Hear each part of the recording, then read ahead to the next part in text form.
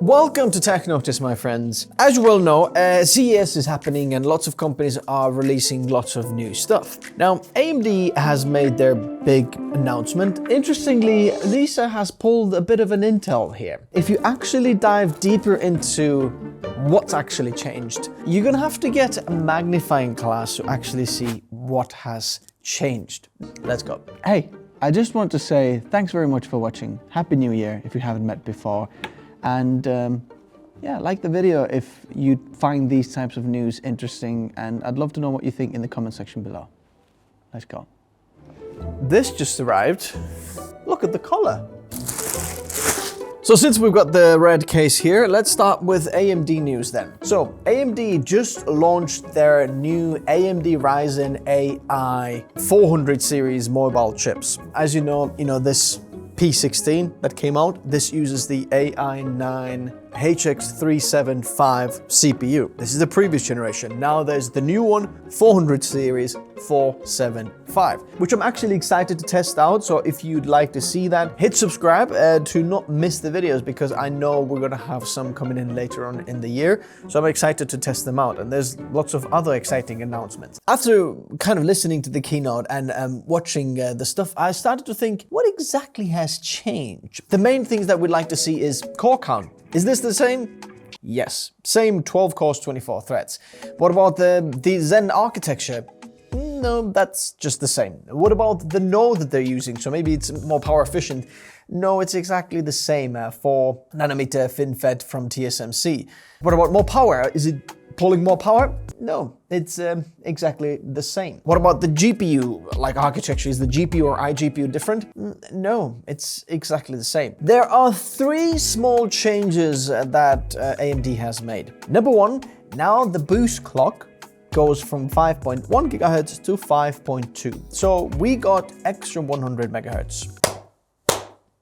Then, what also has changed is memory. Slightly different memory though. If you're using SODIMM, no, nothing's changed. The official supported memory is still 5600 megatransfers per second. But if you choose to solder your RAM onto the motherboard, like we have on this P16 in here, then your LPDDR5X memory can be supported now a little bit faster. It's now gone up from 8000 megatransfers per second to 8533. And probably because of the faster memory, now we're getting more AI TOPS or tera operations per second from the GPU, because that RAM is actually also VRAM for the iGPU, if that makes sense, because it's unified, that type of thing. So now the TOPS on the neural processing unit is going from 55 to 60 TOPS. That's it. Nothing else has changed. That's a bit of an Intel strategy. If you haven't noticed what Intel did around 2016-14, the 14 plus.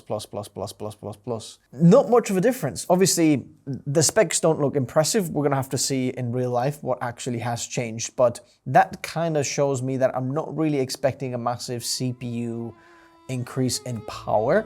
AMD's probably doing that because they're so far ahead, or they just feel like they're the dominator in the market that, hey, why change stuff? Just put a new label on, show that new product's still coming out, but change it this much. Another announcement from AMD is related again to AI. And please let me know in the comment section below, are you sick of AI? Would you like to hear more about AI? Or what's your views on AI? It's so annoying. I don't want to pay hundreds of dollars to just change my Windows wallpaper just because my Windows isn't licensed. Well, why don't you try Hookeys? That's a ton cheaper, and if you use the code TN20, you get it even cheaper. What do you mean? How do I get it, and how is it possible? Well, see this video here, or the one you're watching? Click in the link on the video description, add the Windows 11 CD product to the cart, proceed to checkout, add the code TN20 for the extra discount. So what, the Windows 11 Pro OEM key is just $23.22? Yeah.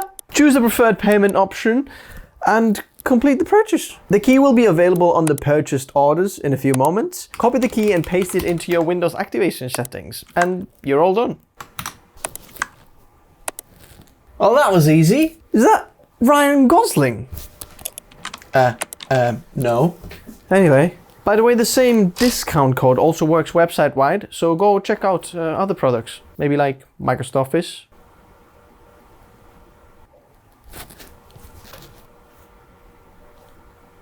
Here's the thing. Everybody knows the AMD AI Max Plus 395 CPU, which we checked out on the GM K-Tex mini PC, as well as the Minis Forum mini PC, is absolutely insane, especially if you're doing AI tasks. It's amazing. The GPU, the unified memory, the SoC, it's fantastic. So AMD launched now lower versions of this. The AI Max Plus 392, which is not 16 core 32 thread as the 395, but 12 core 24 thread, and the AI Max Plus 388, which is an 8 core 16 thread variant of the same thing. So if you don't need the CPU cores but still kind of want the unified architecture with the same GPU, then now there are some options, or more affordable options out there, which makes AI kind of accessible to even more people out there. The interesting thing is ASUS has just launched a very interesting device with the AI Max Plus 395.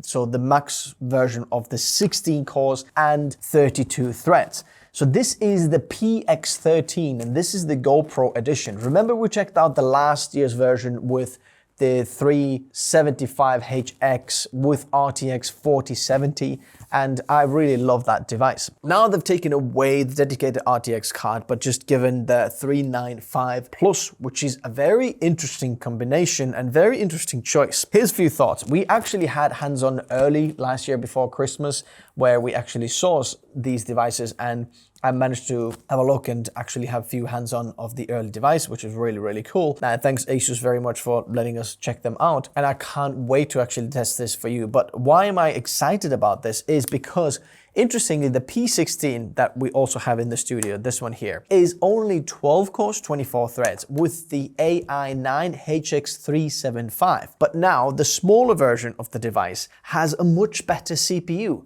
A 16-core variant, AI Max Plus 395, which is ridiculous. So now, if you want the best CPU performance on the creative device, you actually have to kind of downsize because it is better. Now, the AI Max Plus 395 GPU department, we have also 128 gigabytes of VRAM or RAM or unified memory, if that makes sense, which means that you can have very large workflows and very flexible workflows, what you can do with that device that you can't even do with the P16. Even though having the RTX 5090, our VRAM is only 24 gigabytes rather than up to 96 gigabytes, what you can get dynamically adjusted to the GPU with the PX13 of GoPro edition. Plus, it's going to be probably more efficient. We don't have RTX 4070, so technically a little bit of a downgrade in terms of GPU, but still lots of benefits. I can't wait to test that one out. I'm super excited about that one. Very interesting choice from ASUS, and interesting collab from GoPro as well. I love the design. I love that it's slightly different now from the P16 and PX13. They look a little bit different. Very, very, very, very interesting. Going back to AMD, another announcement from AMD, the Red team, is the Ryzen 7 9850X3D, which is the new fastest gaming CPU in the world. If you're familiar with the channel, I'm not really excited about gaming stuff when that gets launched. Honestly, not at all. Unless AMD wants to sponsor a sim rig with that CPU in, yeah, I'll do that. Here's the thing. The 9850X3D is marketed as the new generation of gaming performance with the second generation of 3D V-Cache. You're like, wow, second generation of 3D V-Cache, that must be good. Well, the truth is, the 9800X3D also had second generation V-Cache. So that huge marketing slogan in there even tricked me. I was like, wait a second, is this the second? What's the first generation? I was like, oh, the first generation was on the 7000 series CPUs. So this is not necessarily anything new. They are actually changing only one thing. Is it the core count? No, that's exactly the same. Is it the cache? No, that's exactly the same. Is it the architecture? No, that's yes, the same again. Is it the actual process node from TSMC? No, that's the same. More PCI lanes? No, that's the same. The only thing that's changed is the boost clock. Plus 400 megahertz from 5.2 to 5.6 gigahertz. So that should, according to AMD, give you extra 7% of performance in gaming. Here's the thing. Basically, it's just the same CPU with just boosted, you know, the 14++. Again, another leaf from Intel's book. Plus 400 megahertz. Available Q1 purchase? I don't know. I guess they saw that their chips can actually be clocked a little bit higher, so they clocked them a little bit higher from the factory, but then shipped exactly the same thing. Which kind of makes sense because there's RAM crisis, so you can't really invent something really new. There's no point because everyone just buys the RAM and everything else goes so high, so they're just doing what they can. So these AMD announcements kind of feel a little bit like you make such a big deal about this much change. So we'll have to see if they come in the studio so we can actually show you this. So stick around, hit subscribe if you want to see them. But now to the good news. What are some of the things still that I've seen launched from CES this year? ASUS has got the most exciting things in there. So I mentioned the PX13 that's new. If you know, the Pro laptops have 3 laptops in there. P16, which is the higher end, then PX13, which is a smaller 13-inch version of a Creator laptop, but then also PZ used to be 13, now it's 14. It's a 14-inch tablet version that uses Snapdragon. So this is an ARM device, interestingly, but there's lots of interesting different changes that they've made to them. I got, again, hands onto that device. I love that the pen now sticks to the back of it. You've got bigger screen and it's super powerful Snapdragon CPU in there. So I'm excited to check that one out. Then, if you remember from my awards video, one of the most exciting laptops that launched last year was the ZenBook Duo, the dual screen version of the laptop. And I'm so glad that ASUS is not killing that one off. Instead, they are improving this. And again, I had hands-on with this one. Amazing device where you have dual screens.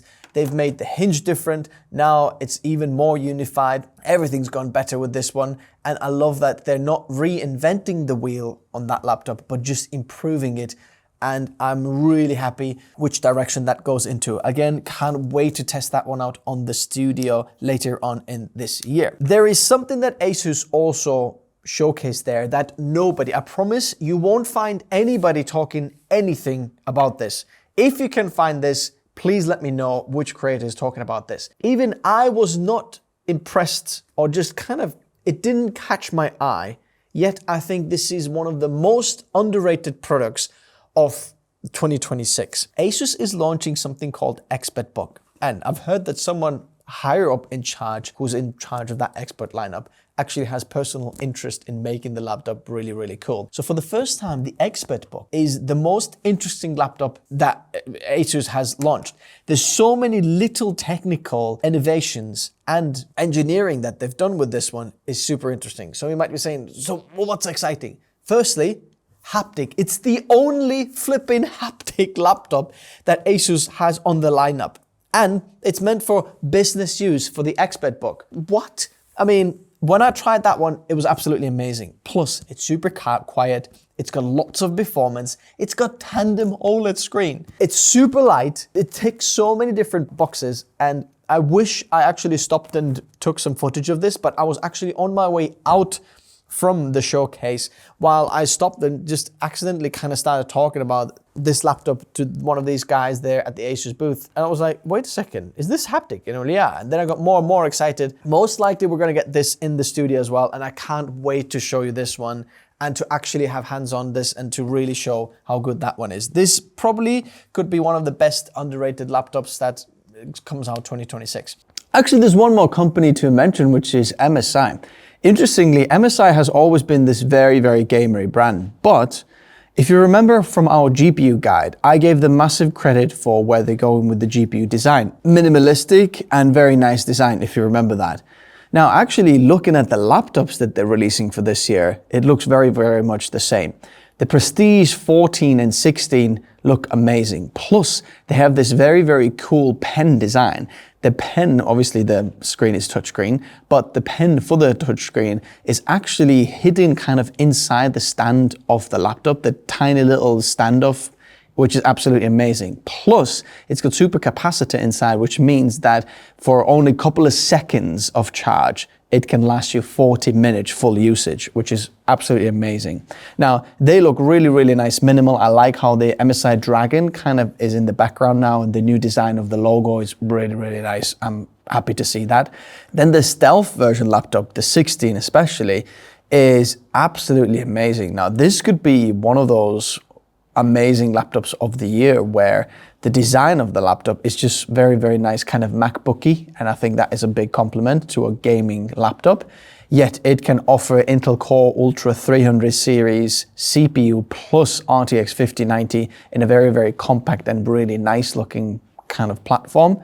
I'm excited to test that one out because I think a lot of creators might actually choose some of these gaming laptops because there isn't that big of a difference between a gaming and creator laptop in terms of the looks, because I like where the gaming laptops are going, you know. I think that's what I'm trying to say. So I'm excited to check these out as well this year. Let me know which one of MSI are you particularly excited about. I'll see you very, very soon. And what type of build should we do with this one? Lewis Hamilton Ferrari build? That reminds me that MSI just launched the first graphics card that pulls over 1,000 watts. Perhaps we should use this one in here. Anyway, let me know what you guys think. I'll see you in the comment section below.